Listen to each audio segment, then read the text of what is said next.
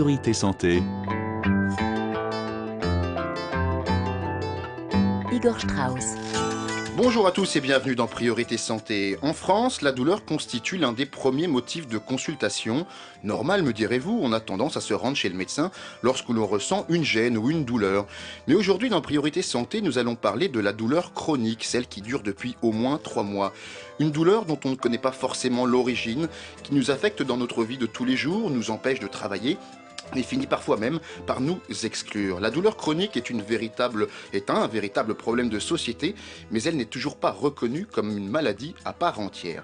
Et alors que les associations de patients et le corps médical réclament un 4e plan national contre la douleur chronique, eh bien nous allons voir comment améliorer la prise en charge de cette douleur, comment impliquer la médecine de ville et surtout comment faire face à une demande en constante augmentation en raison notamment de l'accroissement de la longévité. Et pour en parler, nous sommes avec le professeur Alain Serry, chef de service médecine de la douleur, médecine palliative à l'hôpital Lariboisière, fondateur de Douleurs sans frontières et auteur de Vaincre la douleur aux éditions Michel Lafon, et Martine Chauvin, présidente de l'AFVD, l'association francophone pour vaincre les douleurs. Et à la fin de cette émission, nous parlerons d'un nouveau test de diagnostic sanguin pour la maladie d'Alzheimer, une maladie neurodégénérative qui touche près de 35 millions de personnes dans le monde. On en reparle tout à l'heure dans la deuxième partie de Priorité Santé. Professeur Alain Serry et Martine Chauvin, bonjour. Bonjour. Merci d'être avec nous dans Priorité Santé. Martine Chauvin, vous êtes donc la présidente de l'association francophone pour vaincre les douleurs. Vous avez été vous-même victime de douleurs chroniques pendant 2 ans, suite à 2 opérations du dos. Est-ce qu'à l'époque, vous avez eu l'impression que votre douleur n'était pas prise en compte ? Alors, victime de douleurs chroniques pendant 2 ans, c'est vrai, mais depuis 10 ans, c'est encore plus vrai parce que je suis toujours dans la douleur, mais avec une douleur maîtrisée. C'est vrai qu'il y a 10 ans, quand cette douleur est apparue brutalement, j'ai cru que le monde s'écroulait sur moi. Et en fait, j'ai eu beaucoup de chance quand même d'avoir un médecin qui m'avait donc fait une intervention chirurgicale de la colonne vertébrale, qui m'a toujours suivie, mais nous avons rencontré quand même pas mal de difficultés pour trouver un moyen de soulagement. Les moyens de soulagement étaient donc nombreux. On a testé médicaments, non médicaments, et c'est quand même juste au bout de 2 ans qu'on a trouvé un moyen de soulager uniquement la douleur. Soulager, c'est-à-dire que la douleur est encore présente, mais dans une moindre mesure, c'est ça ? Voilà, elle est toujours présente dans une moindre mesure, d'une part parce qu'il y a le soulagement qui est là, et d'autre part parce que j'ai appris aussi à la maîtriser, à vivre avec, et puis à maintenant gérer cette douleur, et non pas que ce soit elle qui me gère ma vie et qui m'enferme dans une spirale infernale. Et c'est difficile justement de maîtriser sa douleur ?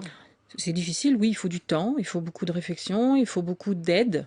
Alors l'aide de l'entourage, l'aide des médecins, l'aide de tous ceux qui peuvent être autour de nous.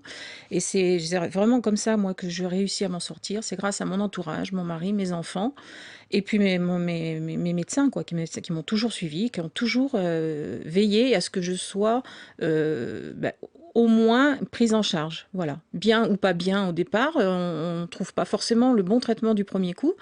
Il faut être très patient là aussi, hein. C'est pas toujours la bonne dose, c'est pas toujours la bonne molécule, c'est pas toujours le bon moyen.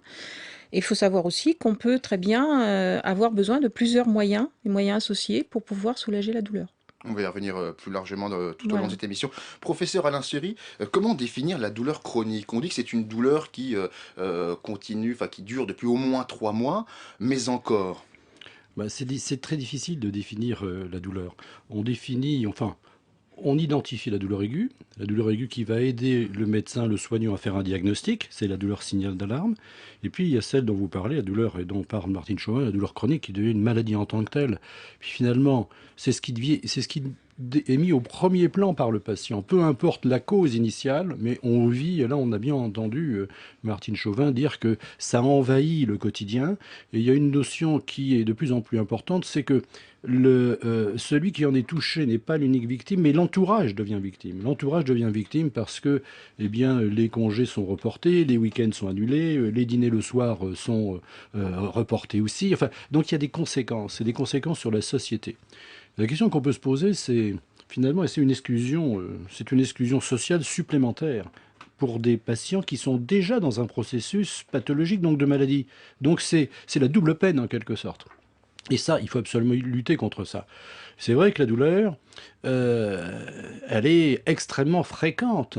Une enquête a été réalisée sur plus de 32 000 interviewés au téléphone en 2008. C'est 31,7% de la population française qui a dit avoir ressenti une douleur dans l'année qui venait de s'écouler. Ça fait plus de 22 millions de Français. C'est ça concerne tout le monde. Ça concerne tout le monde. Et sur ces 31,9 millions ou 7 millions, il y en a 19,9 qui la considèrent comme sévère. Et il y en a 7%, 4 millions, qui considèrent que leur douleur, elle existe et qu'elle est mal prise en charge et que leur vie est gâchée. Et dans cette population, ça a des conséquences socio-économiques parce que plus de 65% sont en situation de travail, donc c'est quand même très important, et la moitié sont en invalidité de deuxième catégorie où on arrête de travail depuis plus de 6 mois. Donc là, on comprend que le message... L'impact social, directement. Et oui. Et nous, soignants, il y a pour les premiers plans douleur, 1998 de Bernard Kouchner, 98-2001, puis il y a eu 3 plans, comme vous l'avez souligné. Alors, on va y revenir justement pour voir ce qui n'a pas été fait, puisque vous réclamez un 4e plan national contre la douleur. Oui. Eh bien, on a dit, c'est une priorité de santé publique. Le message nous semblait juste, mais on s'est trompé. Parce que quand on dit priorité de santé publique, ça n'intéresse que les soignants et les patients. Les patients au premier plan et les soignants. Il faut dire que c'est un problème de société. Et là, les éducateurs, les enseignants, les décideurs politiques, les administratifs, les décideurs à haut niveau, que ce soit régional ou au niveau de l'État, sont concernés et doivent prendre en compte ce problème de société, car ce sont des millions de Français, et de partout dans le monde d'ailleurs, l'ensemble du monde, qui sont touchés. Ça a un impact donc plus grand que les maladies cardiovasculaires, plus grand que le diabète par exemple. Donc c'est assez considérable. Quelles sont généralement les parties du corps concernées par cette douleur? Martine Chauvin nous parlait du dos. Est-ce qu'il y a des zones qui reviennent? Oui, on peut dire que le dos est parmi les premières causes, les premières étiologies, comme on dit, mais c'est aussi toute la sphère orofaciale, avec les migraines, les céphalées, les névralgies faciales, les artères. On a de nombreux courriers électroniques sur les migraines récurrentes qui perturbent la vie de nos auditeurs. Ouais. Et puis, de plus en plus, on prend conscience que les interventions chirurgicales peuvent être pourvoyeuses de douleurs. C'est ce qu'on appelle les douleurs chroniques, les douleurs aiguës chroniques, les douleurs donc post-opératoires chroniques, les douleurs neuropathiques. C'est le geste en lui-même, parce qu'on est obligé avec le bistouri de couper certains filets nerveux qui va entraîner une douleur que le patient n'avait pas avant l'intervention. C'est par exemple une douleur de prothèse du genou. Prothèse du genou, c'est parlant quand je vais dire ça. Le patient, il peut marcher normalement après, mais il a mal, alors qu'il n'avait pas cette douleur avant. Et le chirurgien est content de son travail, et à bon escient d'ailleurs, parce qu'il n'y a pas de décèdement de prothèse, parce que tout va bien, mais on a une douleur qui va gâcher et altérer les qualités de ces personnes qui ont été opérées. Alors Annick a 56 ans, elle est infirmière, mais ne travaille plus depuis plusieurs années à cause de douleurs devenues trop fortes. C'est suite à un accident de voiture à l'âge de 21 ans que ces douleurs chroniques ont commencé. Elle est au micro de Pauline Mocor. Au début, ce n'était que des douleurs au niveau des cervicales, où j'avais des contractures. Je me retrouvais avec le cou tout raide et ça irradiait aussi au niveau des épaules. Et ces muscles qui se contractent font que ça donne des maux de tête, ça donne des vertiges, ça donne des nausées. Et pour arriver à lutter contre ça, c'était le bord de la minerve et le repos du cou, c'est-à-dire s'allonger, avec des moments où c'était plus important, parce que lorsque je pouvais avoir une crise, la crise pouvait durer de quelques heures à quelques jours. Parfois, je me retrouvais au lit pendant plusieurs jours sans bouger. C'est la douleur qui lâche plus. Vous prenez quel traitement? Ce sont des anti-inflammatoires, des antalgiques, des myorelaxants. J'ai l'impression que je suis une armoire à pharmacie. Je dois prendre une douzaine de médicaments par jour.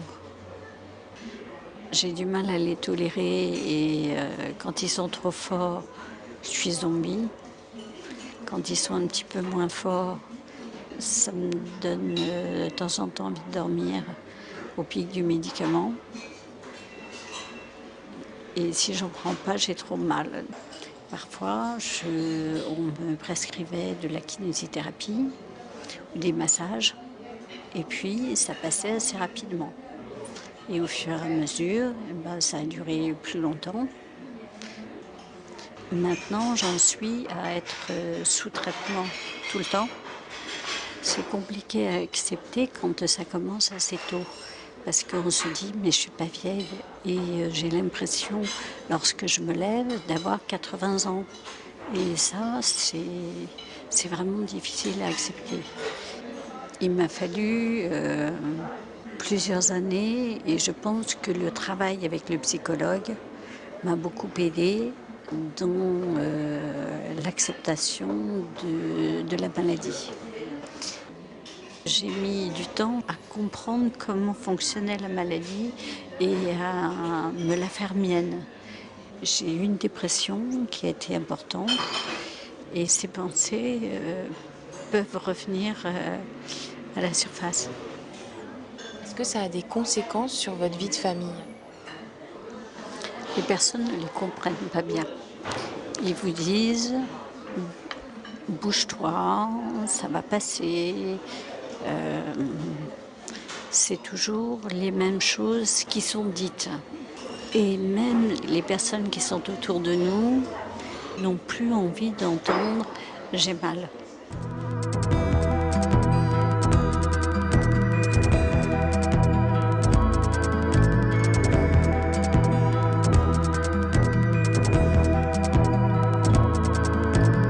Vous écoutez Priorité Santé sur RFI. Aujourd'hui, nous parlons de la douleur chronique avec nos invités, le professeur Alain Serry, chef de service médecine de la douleur, médecine palliative à l'hôpital Lariboisière et fondateur de Douleurs sans frontières, et Martine Chauvin, présidente de l'association francophone pour vaincre les douleurs. On vient d'entendre à l'instant le témoignage d'Annick et je crois que vous souhaitiez réagir. Martine Chauvin, peut-être en premier, je vous laisse réagir à ce témoignage. Oui, tout à fait. Annick, elle a un parcours qui est plutôt, je dirais, basique, hein. Dans la douleur, on se retrouve tous, on est tous dans les mêmes conditions, je vais dire carrément d'exclusion sociale, d'exclusion professionnelle, exclusion même familiale, très souvent. Les enfants tournent le dos. Et Annick décrit exactement ce que c'est qu'un parcours de patient douloureux et ce qu'il faut faire en priorité pour pouvoir avancer et sortir de cet enfer. C'est vraiment aller de l'avant et prendre la douleur telle qu'elle est, avec bien sûr, comme on disait tout à l'heure, des antalgiques ou des moyens de la soulager. Mais oui, mais elle est devenue une armoire à pharmacie, comme elle le dit. Et c'est difficile de supporter aussi les médicaments. C'est difficile de supporter les médicaments, c'est vrai. Une armoire à pharmacie, oui. Après, il faut vraiment que tous les patients arrivent à réfléchir de ce qui est plus important pour eux, comment ce qu'eux peuvent ressentir, parce que chacun est différent en fait, et chacun va Bien réagir sûr. différemment. Donc ce qu'il faut réfléchir, c'est est-ce que vraiment, même si c'est une armoire à pharmacie, même si j'ai des effets secondaires, est-ce que c'est vraiment bénéfique par rapport à mes douleurs? Et si oui, c'est bénéfique par rapport aux douleurs, alors pourquoi pas les prendre? Et si on trouve des moyens comme la kiné, elle parlait tout à l'heure, des moyens associés aussi comme beaucoup, hein, comme l'hypnose, comme la sophrologie, comme la relaxation, tous ces moyens-là qui peuvent être associés, eh ben, il faut le faire. Il faut vraiment que ça soit le patient d'ailleurs qui se prenne en charge et qui soit vraiment acteur de son parcours, comme le fait très bien Annick, et c'est le patient acteur de son parcours qui réussira à aller de l'avant et s'en sortir. Professeur Alain Serry, on est vraiment dans un cercle vicieux. Pour estomper la douleur, on prend des médicaments qui peuvent nous faire encore avoir d'autres douleurs.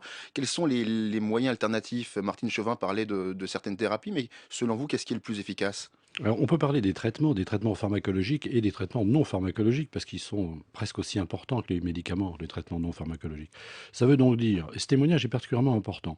Pourquoi? Parce qu'on a entendu là quelqu'un qui nous parle de sa douleur alors que son espérance de vie n'est pas en jeu. Ça veut donc dire Ça a que, commencé à 21 ans, elle voilà, était extrêmement jeune. Elle me voilà. dit, je me sens vieille. Ça veut donc dire qu'on a la vie altérée, gâchée, et qu'il faut être accompagné, qu'il faut une prise en charge globale, pharmacologique comme vous l'avez dit et non pharmacologique, mais avec un programme identifié, individualisé, personnalisé au cas par cas, en se fixant des objectifs qui ne sont pas forcément ambitieux, mais qui soient crédibles.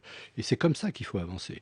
Alors je crois que la première chose à dire, c'est qu'il faut que les soignants, les médecins et les infirmières ne doivent pas mettre en cause la douleur des patients. Il faut croire le patient. Ça n'est pas parce que on n'a pas un membre en moins, une grosse tumeur qui déforme le corps, qu'on n'a pas mal. On peut avoir des douleurs alors qu'on a une intégrité physique. Et ça, nous le savons. Il y a les douleurs d'origine psychologique, les douleurs d'origine organique, mais c'est pas une dichotomie. D'un côté les organes et d'un côté le psychisme. On est un ensemble et il faut comprendre cet ensemble pour pouvoir avancer et pouvoir faire en sorte que, eh bien, comme ça Martine Chauvin l'a dit, parfois, c'est pas du 100%, c'est même rarement du 100%. Il faut apprendre à vivre avec. Il faut aussi que l'entourage l'accepte. Et bien souvent, dans les structures de prise en charge de la douleur, on voit le patient, mais également l'entourage, parce que c'est très important. Et alors, ce qui est intéressant, c'est que justement, les gens qui sont victimes de douleurs chroniques le disent. Mon entourage doute de moi. Au travail, on pense que je dis que j'ai des douleurs pour ne pas aller au travail. On finit par douter de vous. C'est important également, ça. C'est rajouter un peu de mépris finalement à une maladie. Ben oui, c'est encore là, encore une double peine. Hein. On a la douleur, La mais en fameuse plus on double n'est pas peine, cru. ouais, effectivement. Hein. Alors, je crois que ça, c'est notre travail. C'est notre travail de voir les médecins du travail, justement, de voir donc les médecins scolaires pour les enfants et d'intégrer donc cette prise en charge dans la vie quotidienne du patient. Ça veut donc dire qu'il faut rentrer dans sa vie. Il faut rentrer dans sa vie pour bien comprendre comment on peut fixer un parcours de soins et comment on peut fixer des objectifs. 33 1 56 40 18 22 si vous souhaitez participer à l'émission, poser une question à nos invités ou tout simplement témoigner. Je crois que nous sommes avec Thierry de Paris. Bonjour Thierry. Bonjour. Quelle est votre question? Alors, c'est une question suite à un petit problème qui m'est arrivé lorsque j'étais jeune. J'ai aujourd'hui 46 ans. Et un accident de sport à l'école, au collège, a fait que j'ai eu un tassement de vertèbres au niveau des dorsales, D5, D6 exactement. Et c'est donc conséquence au bout de 30 années, j'ai toujours des douleurs chroniques qui reviennent au niveau de ce tassement de vertèbres. Donc, que faire? Enfin, la question qui a été différemment posée par un corpus médical, y compris jusqu'à l'ostéopathie, c'est qu'il n'y avait rien à faire si ce n'est prendre des antidouleurs. Donc, j'évite de les prendre, et quand il y a cette douleur qui revient, je fais avec. Ça dure, je dirais, de 2 jours à 4-5 jours. Et puis, elle disparaît à nouveau, puis revient, etc., etc. C'est une forme de douleur assez aiguë, très aiguë, même violente, qui peut me empêcher de me mouvoir normalement, enfin, une gêne, une réelle gêne. Donc des conséquences directes. Écoutez, le professeur Alain Seri est avec nous sur ce plateau et il vous répond. Oui, bonjour monsieur. Oui, le problème que vous posez est un problème assez fréquent. Et c'est un problème qui n'est pas simple. Parce que, comme vous l'avez dit, c'est une douleur qui survient quelques jours, et puis après elle disparaît, et puis elle réapparaît à nouveau. Donc je pense que ce que l'on peut faire dans ce cas-là, mais vous comprenez bien que je ne peux pas faire de consultation médicale interposée de cette façon-là. Évidemment, cela n'est pas le but. Radio France Internationale. Simplement, c'est essayer de dégager quelques grandes lignes. On peut lutter contre l'ostéoporose et la déminéralisation. On peut aussi favoriser tout ce qui met en jeu les insertions musculo-ligamentaires et tendineuses et faire en sorte qu'il y ait des mouvements, une rééducation, une kinésithérapie. Mais il n'y a pas de traitement magique avec un coup de baguette magique qui transformerait la situation avec un retour en arrière à l'âge où vous étiez enfant au collège. Donc je pense que le mieux dans le cas que vous décrivez, c'est une prise en charge globale. Rapprochez-vous auprès de votre médecin qui vous orientera vers une structure de prise en charge de la douleur chronique. Peut-être cela a déjà été fait, mais je crois qu'en tout cas, c'est sûrement le meilleur conseil que je puisse vous donner. Écoutez Thierry, j'espère qu'on a bien répondu à votre question. En tout cas, si comme Thierry vous souhaitez réagir, poser une question ou tout simplement témoigner de la situation dans votre pays, n'hésitez pas à nous appeler au 33 1 56 40 18 22 ou vous nous écrivez à priorité.santé@rfi.fr. Professeur Alain Seri, Martine Chauvin, vous restez avec nous. On se retrouve dans un petit peu plus de 3 minutes après le rappel des titres sur RFI.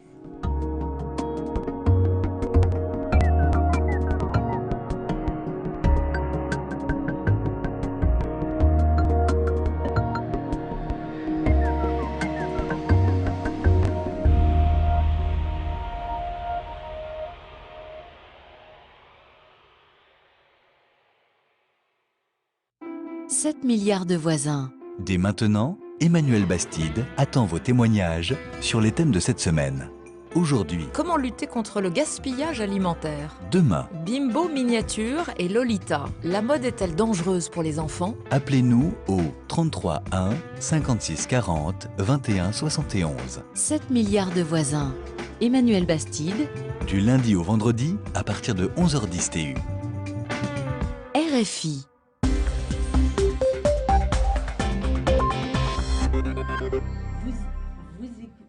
Vous écoutez RFI et 9h30 en temps universel, 11h30 à Paris et 12h30 à Istanbul.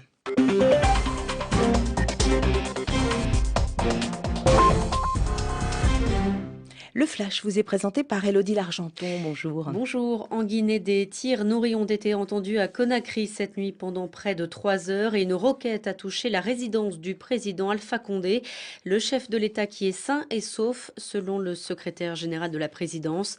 Le calme est revenu ce matin à Conakry, mais les routes menant au quartier administratif de Kaloum sont fermées à la circulation.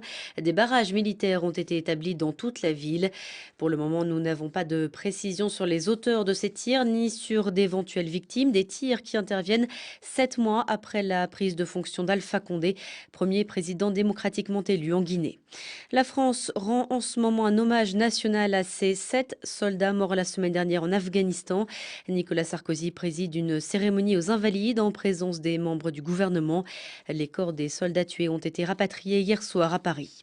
Dans le même temps, en Afghanistan, 2 roquettes ont explosé près d'une cérémonie pour marquer le début du transfert de la responsabilité de la sécurité des forces de l'OTAN aux forces afghanes dans une localité de l'est du pays. Aucun des responsables présents n'aurait été blessé. Plusieurs navires israéliens encerclent ce matin le Dignité Al-Karam, ce navire français de la flottille qui tente de forcer le blocus maritime de Gaza. L'armée israélienne indique l'avoir sommé de rebrousser chemin. Après avoir été bloqué plusieurs jours dans les eaux grecques, le bateau avait réussi à partir officiellement pour l'Égypte, mais il comptait bien atteindre le territoire palestinien à la mi-journée. L'armée israélienne avait prévenu qu'elle suivait le navire. Début des auditions cet après-midi sur le scandale des écoutes téléphoniques du tabloïd News of the World. Les 10 députés de la commission d'enquête parlementaire sur les médias au Royaume-Uni entendront le magnat de la presse Rupert Murdoch, puis son fils James et enfin Rebecca Brooks, l'ex-directrice de la filiale britannique du groupe de presse News Corp. Les députés devront tenter de savoir qui était au courant de ces écoutes téléphoniques à grande échelle. La répression en Syrie fait de nouvelles victimes à Homs dans le centre du pays. 3 civils ont été tués aujourd'hui selon des habitants et l'Observatoire syrien des droits de l'homme. Hier déjà 10 civils ont été tués par l'armée dans plusieurs quartiers de la ville. C'est dans cette même localité de Homs qu'ont eu lieu des affrontements entre pro et anti-régime le week-end dernier, faisant au moins 30 morts. Après une journée de repos, les coureurs sont de retour sur les routes du Tour de France cycliste. 16e étape entre Saint-Paul-Trois-Châteaux et Gap dans les Alpes du Sud. Principale difficulté, une descente très technique depuis le col de Mans avec des pluies orageuses attendues tout au long de la journée. Il est 11h33 à Paris.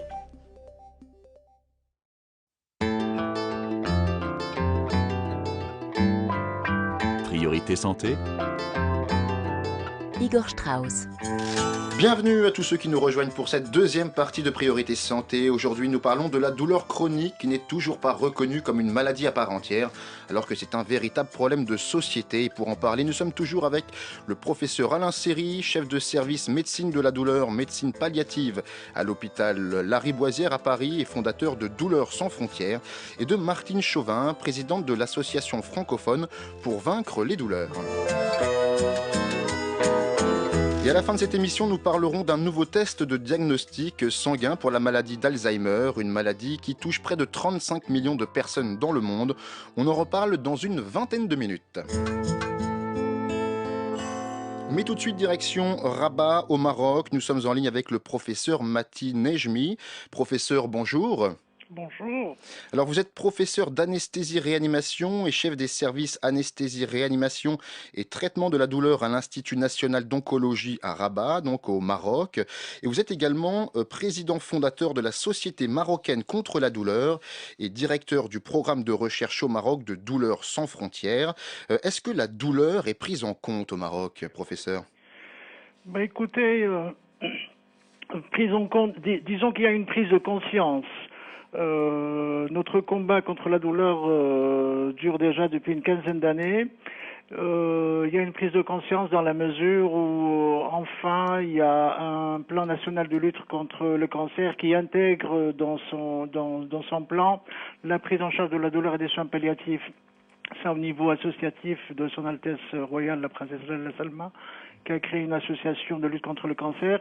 Mais malheureusement, au niveau ministériel, je dirais, il y a encore un déni de la prise en charge de la douleur, dans la mesure où il n'y a pas encore de plan national de lutte contre la douleur au Maroc. Et c'est pas non plus prévu. Il y a rien dans ce sens. En France, on parle d'un 4e plan. On y reviendra tout à l'heure avec le professeur Alain Seri et Martine Chauvin. Au Maroc, rien de tout ça pour l'instant. Disons que parmi les 78 mesures qui ont été, qui concernent le plan national de lutte contre le cancer, 13 parlent d'une institutionnalisation de la prise en charge de la douleur et des soins palliatifs. Donc j'ose espérer que ceci va entraîner un petit peu les autorités ministérielles à institutionnaliser de façon formelle la prise en charge de la douleur et des soins palliatifs au Maroc. Et en même temps, au Maroc, on imagine que peut-être pas dans les villes, mais dans certaines parties du Maroc assez reculées, où l'accès aux soins est déjà un problème, est-ce que du coup, la prise en charge de la douleur n'est pas un second problème, si je puis dire? Ne faut-il pas insister sur l'accès aux soins déjà? Est-ce que vous n'êtes pas victime de ça? Bien sûr, malheureusement, les gens qui habitent la campagne sont, je dirais, un peu plus négligés. Mais toujours dans ce plan national instauré par Son Altesse Royale, il y a, si vous voulez, une médecine, je dirais, compartimentale. Donc, vous avez les structures tertiaires au niveau des grandes villes, puis il va y avoir la construction de ce qu'on appelle des centres d'oncologie de proximité.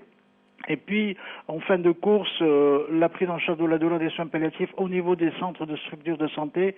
Et ces centres-là vont concerner essentiellement les patients en souffrance dans les villages reculés du royaume. Professeur Alain Seri, donc au Maroc, c'est le cancer qui a été la porte d'entrée de la prise en charge de la douleur. En France, comment c'est intervenu ? Alors, je dois d'abord saluer le professeur Metin Nejmi qui, comme il vient de le dire, depuis plus de 25 ans, 30 ans, mène un véritable combat et grâce à son énergie et aux efforts qu'il déploie, particulièrement en moyen de formation et d'enseignement, et ça va être donc un des objectifs du plan dont vous parliez là, en France, eh bien là-bas, transforme la situation, certes lentement, mais heureusement qu'il est là et je salue son courage et son énergie. Pour répondre à votre question, effectivement, il y a eu 3 plans gouvernementaux. Le premier, 98-2001, 2001-2006 et 2006-2010. Donc les plans sont terminés. Le 3e plan est terminé en janvier 2011. Le Haut Conseil de santé publique a fait un constat qui dit que les objectifs ne sont pas tous atteints, loin de là. C'est vrai qu'on a probablement transformé la situation, mais pas de façon radicale. Alors, le patient est au centre de tout et c'est grâce aux associations de patients et à l'énergie qui est déployée par l'association de Martine Chauvin qu'on arrive à faire en sorte d'avoir des moyens de pression sur les pouvoirs publics. Ce Haut Conseil de santé publique a clairement identifié, premièrement, que tout était hospitalo-centré et qu'en médecine de ville, il y avait beaucoup de progrès à faire.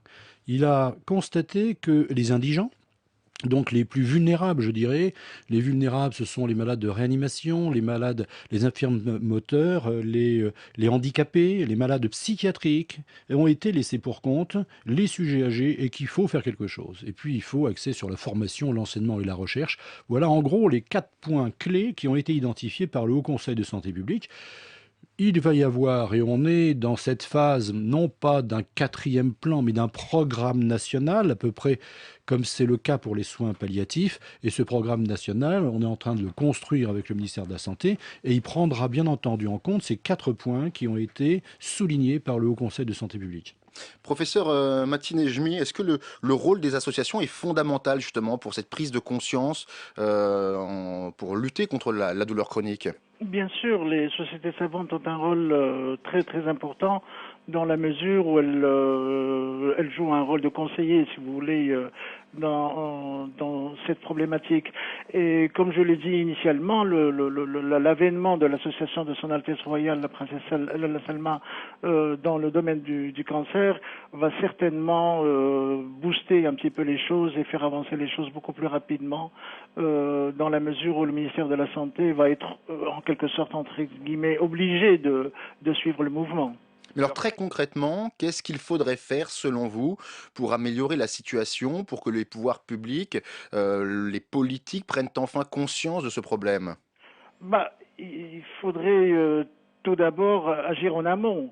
La première des choses, c'est d'institutionnaliser la prise en charge de la douleur au niveau des facultés de médecine. D'abord, pour commencer, donc ça, c'est le rôle du ministère de l'enseignement supérieur. Donc, au niveau des 4 facultés de médecine et de pharmacie qui existent au Maroc, instaurer la prise en charge de la douleur comme une matière obligatoire à enseigner en même temps que les soins palliatifs. Deuxièmement, instaurer une prise en charge au niveau des hôpitaux, essentiellement les hôpitaux universitaires, pour développer une prise de conscience sur la prise en charge de la douleur des patients qui rentrent dans les hôpitaux, les avertir que si jamais ils souffrent, il va falloir qu'ils demandent un traitement, etc. Et puis, donc, à côté de cette formation initiale, il va falloir développer également la formation médicale continue, puisque si on compte que d'ici 4 ou 5 ans, toutes les promotions qui vont sortir des facultés de médecine auront quand même une idée sur comment prendre en charge correctement une douleur, la formation médicale continue va concerner essentiellement les médecins qui sont déjà sur le terrain et qu'il va falloir, apprendre à enseigner et à traiter la douleur correctement. Donc les choses bougent, mais petit à petit. Merci beaucoup, Mati Nejmi. Je rappelle que vous êtes professeur d'anesthésie-réanimation et chef des services anesthésie-réanimation et traitement de la douleur à l'Institut national d'oncologie à Rabat, au Maroc. Et vous êtes également le président, je ne sais plus du tout, du traitement. Alors là, je ne sais plus du tout. Je vous laisse le dire. J'ai perdu ma fiche. Ça arrive, ce sont les aléas du direct. En tout cas, vous travaillez dans la même association que le professeur Seri pour vaincre la douleur. Merci infiniment et toutes nos excuses, toutes mes excuses. Allez, on se retrouve dans ce studio dans une petite minute à peine.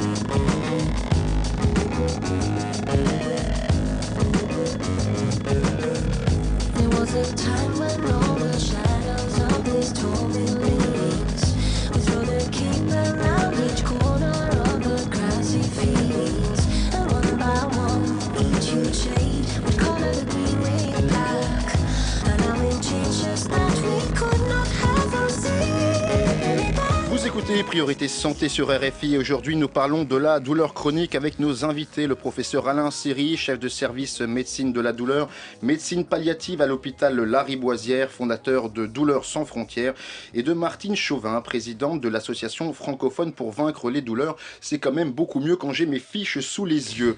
De 1998 à 2010, 3 plans nationaux de lutte contre la douleur se sont succédés en France. En 2002, le soulagement de la douleur était reconnu comme un droit fondamental. Pourtant, vous appelez à la mise en œuvre d'un 4e plan national consacré à la douleur chronique. Donc déjà, professeur Alain Seri, un 4e plan, pourquoi faire? Est-ce que ça veut dire que les 3 précédents n'ont pas été à la hauteur de vos espérances? Non, il faut pas être négatif. Il y a eu beaucoup de choses qui ont été réalisées. Et il faut le dire quand même, en France, on a toujours tendance à critiquer notre système et à voir qu'ailleurs, c'est mieux. C'est pas le cas en matière de prise en charge de la douleur. Je vais vous donner 2 exemples. Le premier exemple, c'est qu'il n'y a qu'en France, c'est le seul pays au monde où il y a des programmes, les plans nationaux gouvernementaux. Et on en est au 4e, j'espère, programme national. Il y a quelque temps à Bruxelles, un Italien s'est élevé à la communauté européenne où on traitait donc des problèmes de la prise en charge de la douleur en Europe et a dit avec emphase que l'Italie était le premier pays au monde en janvier 2011 à avoir mis en place un plan gouvernemental. J'ai quand même été obligé de me lever pour dire qu'on a commencé en 98 et qu'on en était au 4e. Là, j'ai vu dans son regard que je ne m'étais pas fait un ami.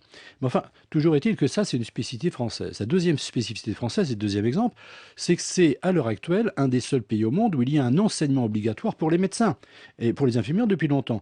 Mais c'est largement insuffisant puisque c'est 20 heures sur 8 années. C'est pas comme ça qu'on va transformer... 20 heures sur 8 années simplement? 20 heures. Ah oui, on comprend que la formation est largement insuffisante. Et oui.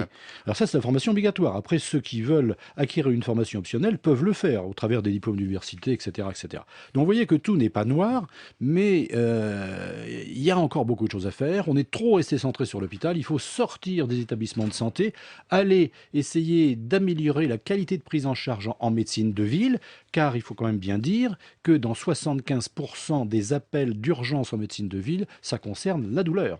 Donc ça, c'est un point important. Et il faudra l'inscrire au niveau donc, du programme national. Et puis, l'enseignement et la recherche doivent être privilégiés.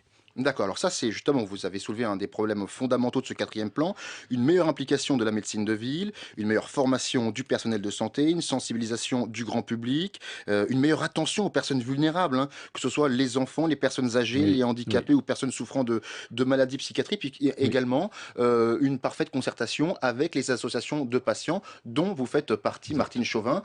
Quel va être votre rôle dans ce quatrième plan national souhaité ? Alors notre rôle, il est d'être en partenariat très étroit avec les professionnels de santé, puisque bon, on sait aujourd'hui que les professionnels de santé ont quand même un grand savoir médical, hein, c'est quand même eux qui nous sortent beaucoup de notre galère, mais nous les patients, nous avons quand même tout le savoir, tout le vécu que le professionnel ne peut pas du tout se rendre compte ce que ça peut être. Et donc nous sommes là, nous, pour apporter, aménager donc les deux parties, pour aider les patients justement à se prendre en charge et à être pris en charge et à les aider à sortir de leur galère. Mais notre rôle, nous, association de patients en particulier, c'est d'être experts aussi, experts dans la douleur, c'est-à-dire notre parcours c'est bien, mais c'est aussi d'être formés parce qu'on ne s'improvise pas comme ça aux côtés des médecins. Il faut avoir un langage, il faut avoir une dynamique qui soit identique. Il faut avoir confiance les uns dans les autres, bien entendu. Et c'est de toute façon en allant dans le sens que le patient ressent, c'est en écoutant le patient, comme le disait le professeur Alain Seri tout à l'heure. C'est vraiment la première des démarches à faire, c'est écouter le patient. Écouter quelques douleurs qu'il exprime, il faut l'écouter et la prendre en charge.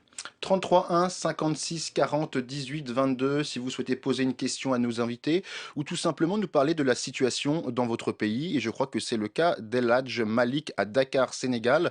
Bonjour El Hadji. Oui, bonjour. Vous souhaitez, je crois, témoigner sur la situation à Dakar au Sénégal, donc, hein? Oui, parfaitement. Alors nous vous écoutons. Voilà.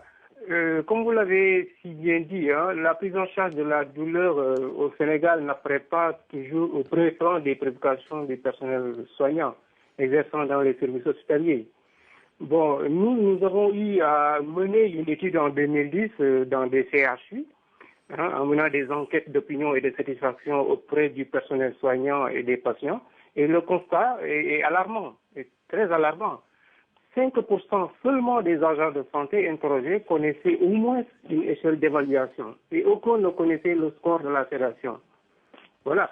Sur 187 patients interrogés dans l'enquête de satisfaction, 134 avaient réclamé un calmant et seulement 32% avaient été soulagés. Voilà, c'est un cri d'alarme. Et la prise en charge de la douleur impose une démarche en trois étapes. Il faut comprendre, évaluer et traiter. C'est pour toutes ces constatations nous a amené aujourd'hui à affirmer que la douleur est sous-évaluée, donc sous-traitée au Sénégal. Raison pour laquelle, dans le cadre d'une association, bien entendu avec la collaboration des acteurs de la santé, nous avons mis en place des stratégies de lutte contre la douleur. Aujourd'hui, un objectif a été atteint, à savoir sensibiliser les infirmiers et les sages-femmes en formation sur les outils d'évaluation et les moyens de prévention de la douleur. Voilà, donc les douleurs liées aux soins. Ça, c'était important, c'est un objectif qui a été atteint. Voilà, des initiatives naissent ça et là, et il est important de fédérer toutes ces actions dans le cadre d'un comité national de lutte contre la douleur. Il n'y a rien de formel pour le moment au Sénégal dans ce cadre-là. Voilà, et aujourd'hui, notre association voudrait aider les anesthésistes qui s'activent réellement sur la douleur post-opératoire, parce qu'ils sont en train de mettre en place des protocoles de lutte contre la douleur. Nous, aujourd'hui, ce qu'on aimerait, c'est qu'au Sénégal, que de la même manière qu'on prend en charge la douleur à Dantec, à l'hôpital Aristide Dantec, que les chirurgiens ou les anesthésistes qui sont à Kédougou, c'est à peu près 400 km de Dakar, prennent de la même façon les malades qui sont pris en charge dans ces dans ces localités qui sont très éloignées. Et oui, toujours le problème de la ville et des localités éloignées, comme vous le soulignez. Merci El Hadji Malik à Dakar pour ce témoignage extrêmement intéressant. Professeur Alain Seri, qu'est-ce qu'on peut ajouter à ce témoignage? Moi, j'ai deux réactions par rapport à ce témoignage qui est extrêmement important parce qu'il souligne bien que certains pays donc, de l'Afrique de l'Ouest sont en train de modifier leur comportement vis-à-vis de la douleur. Il a parlé de la douleur provoquée par les soins. Et ça, c'est une chose très importante.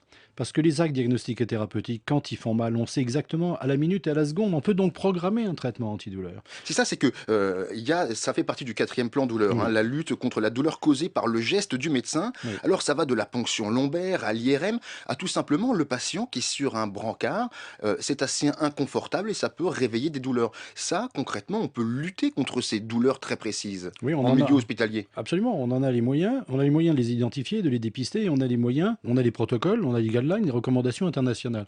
Alors pourquoi c'est pas appliqué forcément? C'est la formation. Il faut passer le nœud essentiel de cette histoire, c'est former les personnels. Et c'est très personne dépendante. À droite de l'hôpital, vous serez bien pris en charge. À gauche, vous ne serez pas bien pris en charge. Regardez le témoignage de Dakar. À l'hôpital de Dantec, je salue aussi là l'énergie et le courage du professeur Claude Morera, qui est pédiatre dans cet hôpital et qui a transformé la prise en charge de la douleur pour les enfants. Mais il n'est pas admissible, à l'heure actuelle, de ne pas avoir de traitement après une intervention chirurgicale. Il n'y a pas de traitement antidouleur. Il n'est pas admissible de ne pas avoir de traitement pour la migraine, pour avoir des traitements pour le cancer, pour les crises aiguës de drépanocytaire des enfants, qui vont mettre en jeu l'existence même de ces enfants. C'est essentiel. Il n'y a pas de douleur noble plus qu'une autre. La douleur doit être prise en charge partout dans le monde. Mais vous parlez des enfants. En France, pendant longtemps, on a négligé la douleur des enfants. Oui. Vous parliez justement d'une anesthésie. On ne mettait pas les mêmes produits à l'enfant qu'à l'adulte parce qu'on pensait que l'enfant ne ressentait rien ou on n'était pas sûr qu'il ait mal. C'est quand même aberrant. Il y a quand même une prise en compte tardive de cette douleur. Mais vous avez totalement raison. C'est le scandale des années d'il y a 15 ans. Il y a 15 ans, on pensait que le nouveau-né avait un système nerveux immature et qu'il ne ressentait pas la douleur. Donc pour les interventions chirurgicales, dans l'anesthésie, on ne mettait pas de produits antidouleurs. Maintenant, on se rend compte, on est un peu effaré de voir ce que nous faisions il y a 15 ans. Mais projetons-nous dans l'avenir. Quels seront les scandales des années 2010? Eh bien, ce sont ces douleurs provoquées par les soins. Ce sont ces douleurs en milieu psychiatrique. Les patients en milieu psychiatrique ont autant de douleurs que les autres. Ils ont autant de lombalgie, de migraine, de zona que les autres. Et encore plus de douleurs de la sphère orobuccale parce que les produits utilisés, les médicaments psychotropes, vont assécher la cavité buccale, ils vont provoquer des mucides, des œsophagites, etc., etc. Eh bien ça, on ne prend pas ça en charge. Et comme vous l'avez très bien dit, simplement un transport en ambulance ou simplement une IRM, 15 minutes sur une table dure, alors que c'est un bilan qui est demandé pour un diagnostic de douleur, on ne vous donne pas de traitement antidouleur. C'est quand même invraisemblable. Donc il faut qu'on change ces habitudes-là. Est-ce que la prise en charge de la douleur chronique est plus difficile avec les personnes atteintes de pathologies mentales, très rapidement?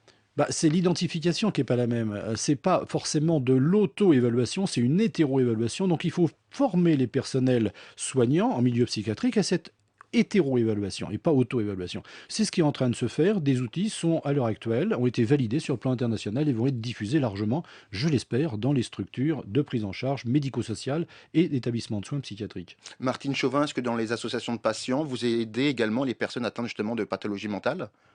Alors oui, on en a quelques-uns. C'est assez compliqué pour nous parce qu'on n'a pas été formés justement à ça. Mais quand on revoit une personne, quand on est sensible aux autres d'ailleurs, tout simplement, on voit que la personne souffre. Il y a des mimiques, il y a tout un tas de postures, il y a tout un tas de moyens pour déceler qu'une personne souffre, même si elle ne parle pas et même si elle ne vous dit rien. Restez à l'écoute des gestes. Voilà.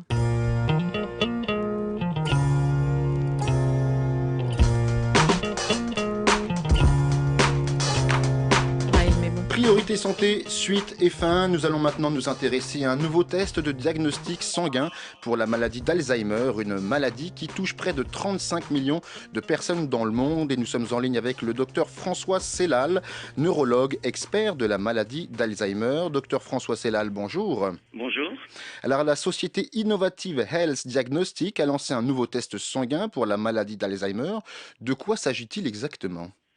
Alors c'est un test assez original, c'est un test qui détecte des modifications des globules rouges qui ont été en contact avec la protéine qui serait responsable de la maladie. Alors, vos auditeurs ne le savent peut-être pas, mais dans la maladie d'Alzheimer, il y a une accumulation d'une protéine anormale qu'on appelle la protéine A-bêta, et les globules rouges qui ont été en contact avec cette protéine anormale changent leur comportement, et on arrive à détecter cette modification de comportement. Alors concrètement, qu'apporte ce nouveau test ? Disons que pendant longtemps, le problème qu'on avait avec la maladie d'Alzheimer, c'est qu'on pouvait faire le diagnostic que sur la clinique. Quand il y avait tel ou tel signe clinique, on disait que c'était fort probable que ce soit une maladie d'Alzheimer sans en être jamais sûr. Ce qui est un petit peu nouveau, c'est que maintenant on met au point de plus en plus de biomarqueurs, entendez par là des examens complémentaires qui permettent d'aider le clinicien à établir le diagnostic. Et ces biomarqueurs sont de plus en plus spécifiques. L'intérêt de ce test, c'est que d'une part, il apparaît très spécifique, très sensible pour détecter les anomalies en rapport avec la maladie d'Alzheimer, mais en plus, il est relativement simple à mettre en branle puisqu'il suffit d'une prise de sang pour l'utiliser. Les tests qu'on a actuellement qui seraient à peu près aussi sensibles, à peu près aussi spécifiques, nécessitent des examens lourds comme une tomographie émission de positons ou bien qui sont très difficiles à faire partout en France, ou bien des ponctions lombaires qui nécessitent une hospitalisation. Est-ce que ce diagnostic anticipé va améliorer la prise en charge de la maladie ? Alors il faut quand même être bien au clair là-dessus, diagnostic anticipé. L'objectif, ce n'est pas d'annoncer à une personne qui va encore parfaitement bien qu'elle sera plus tard malade. L'objectif que l'on a actuellement, c'est de faire le diagnostic de maladie d'Alzheimer aussitôt que possible quand il y a les premiers symptômes et attribuer des symptômes à la maladie. C'est ça qui est important. Et je crois que de façon générale, on a toujours intérêt à faire un diagnostic d'une maladie le plus tôt possible. Pourquoi ? Oui, allez-y. Non, allez-y, pourquoi ? Vous étiez en train d'expliquer. Pourquoi ? C'est parce qu'on a quand même de forts espoirs d'arriver à des traitements qui enrayent l'évolution de la maladie. Ils ne sont pas encore disponibles, il y a une recherche très active là-dessus. Voilà, il n'y a pas encore de traitement curatif pour l'instant. Hein. Curatif, non. On a des traitements uniquement symptomatiques, c'est-à-dire qui agissent sur les symptômes de la maladie, qui améliorent le comportement, la cognition de façon minimale. Alors je sais que c'est très débattu actuellement, quel est leur intérêt, mais je crois que leur intérêt est quand même réel. Mais ce que l'on espère, c'est d'avoir à court, moyen terme, un traitement curatif de la maladie. Alors, est-ce que ce test peut servir pour d'autres maladies neurodégénératives ? Alors, IHD ne travaille pas encore là-dessus, mais sur le principe, c'est assez facile à imaginer, puisque beaucoup de maladies qu'on appelle neurodégénératives donc du système nerveux central sont liées à l'accumulation de protéines anormales. Donc, à partir du moment où on arrive à détecter directement ou indirectement une protéine anormale dans la maladie d'Alzheimer, il n'est pas exclu qu'on puisse détecter une protéine anormale dans une autre maladie, comme par exemple la maladie de Parkinson ou enfin une autre maladie de cette famille. Et pour quel pays ce test est-il destiné ? Alors, la maladie d'Alzheimer est une maladie qui est ubiquitaire. C'est une maladie qui existe dans le monde entier. Donc, à partir du moment où on sera en mesure de faire des diagnostics plus précis de maladie d'Alzheimer avec ce test qui a été mis au point par IHD, il n'y a pas de raison qu'on soit limité à un pays plus qu'un autre. C'est un test qui pourra, à terme, on peut l'espérer, être diffusé dans le monde entier. Et même en Afrique ? Parce que c'est ça que nos auditeurs veulent savoir. Bien sûr, pourquoi pas. Alors, évidemment, c'est un test qui va beaucoup plus intéresser les pays où l'espérance de vie est suffisamment longue pour qu'on puisse faire des maladies d'Alzheimer, puisque la maladie d'Alzheimer est comme une maladie qui touche beaucoup plus les personnes au-delà de 60 ans, disons. Merci beaucoup, docteur François Selal. Je rappelle que vous êtes neurologue et expert de la maladie d'Alzheimer. Professeur Sury, est-ce que la maladie d'Alzheimer, justement, entre dans le cadre du plan antidouleur, de ce 4e plan que vous réclamez corps et âme ? Pas réellement, mais comme ça a été souligné par mon confrère, là, c'est-à-dire que la maladie d'Alzheimer, c'est une maladie du sujet âgé. Or, l'espérance de vie, vous l'avez souligné au début de l'émission, augmentant, eh bien, on est confronté à des pathologies qu'on ne connaissait pas à l'époque napoléonienne, y compris le cancer ou l'Alzheimer ou la maladie du sida. Donc, c'est l'expérience de vie qui fait qu'il y aura beaucoup plus de pathologies ostéo-articulaires, de pathologies neurologiques, y compris la maladie d'Alzheimer. Et c'est pas parce qu'on a une maladie d'Alzheimer qu'on n'a pas de douleur. On l'exprime de façon différente, c'est très compliqué, c'est une prise en charge complexe, mais un malade atteint de maladie d'Alzheimer peut avoir mal mais ne pas se souvenir qu'il a mal. Et ça, c'est toute la grande complexité, mais c'est une pathologie du sujet âgé. Il n'y a pas de raison qu'elle soit différente des autres pathologies du sujet âgé. Professeur Alain Sury, merci infiniment. Martine Chauvin, merci également d'être passée dans ce studio. C'est déjà la fin de cette émission préparée par Audrey Yattoni. À la technique et à la réalisation, c'était Jonathan Brady. Demain, nous parlerons des zoonoses, ces maladies dont l'agent, un parasite, une bactérie ou un virus, peut passer de l'espèce animale animal à l'homme. Alors quelles sont ces maladies, quelles sont les voies de contamination? Eh bien on en parle demain dans Priorité Santé. Et évidemment, si vous souhaitez participer à l'émission, vous nous appelez au 33 1 56 40 18 22. Bonne journée. Autour de la question. Caroline Lachowski s'interroge avec nous de façon ludique sur l'évolution de notre humanité et sur les mutations en cours dans nos sociétés.